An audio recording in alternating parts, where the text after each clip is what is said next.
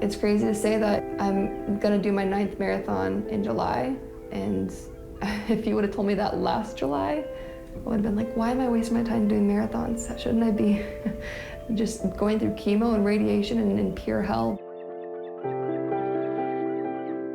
This is my targeted therapy, or precision medicine, or a miracle drug, or pill that keeps my cancer in remission. It's my little lifesaver. It's the size of a peanut. And it's working like a charm. When you think of lung cancer, what kind of patient comes to mind? Probably not someone like Corey Wood, a 23-year-old marathoner who never smoked a day in her life. Looking back, it's crazy. It's just crazy. Survival rates for stage 4 lung cancer, less than 5%. I knew that targeted therapy was in some ways my only option if I really wanted a fighting chance. To understand Corey's success and the hope it brings for people struggling with dozens of other diseases, we must delve into what makes us human. Our genetic blueprint, to be exact.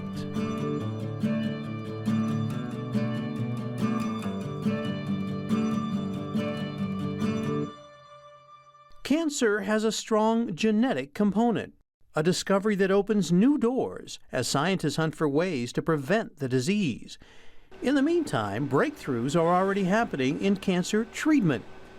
Until recently, there was little doctors could do for patients like Corey, and for Gail Kilgore, a wife, mother, and grandmother who was diagnosed with late-stage bladder cancer in 2013.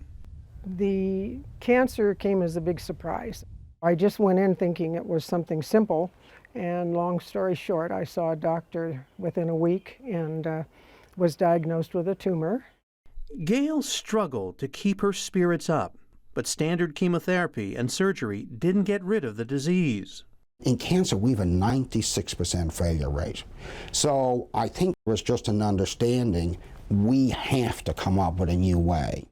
The problem, traditional chemotherapy was developed for the average patient, but cancer is as unique as the individual. The one-size-fits-all treatment, I don't think works.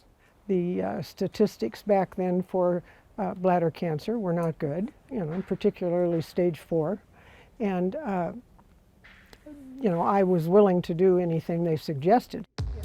Specialists at UC Davis Comprehensive Cancer Center offered Gail a genomic sequencing test, which can lead to precision medicine, where treatment is customized to the patient. Experts compare it to looking at the hard drive on a computer. If you have a computer and the hard drive isn't working, you go nowhere.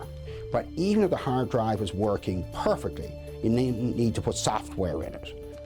Remember the DNA double helix from your old science textbook? That's the human hard drive, if you will.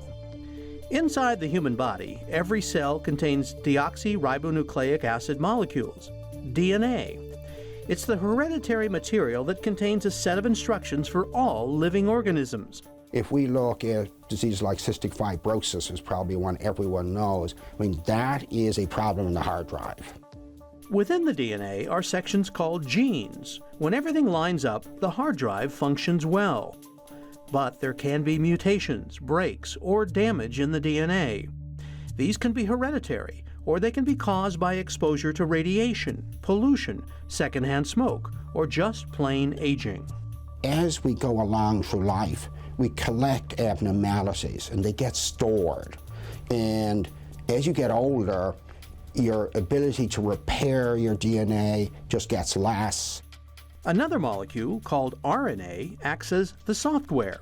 It makes proteins that govern the functional output of the cell.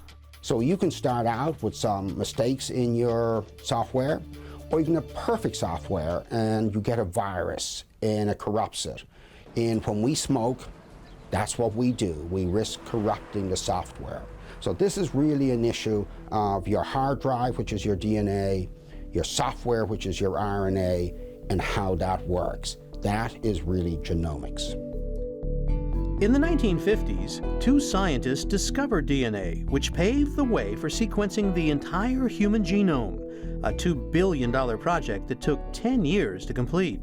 Dr. Watson of Watson and Crick in '07 was given a floppy disk with his genome on it for $1 million. We can now do it in one single cell overnight for about $3,000.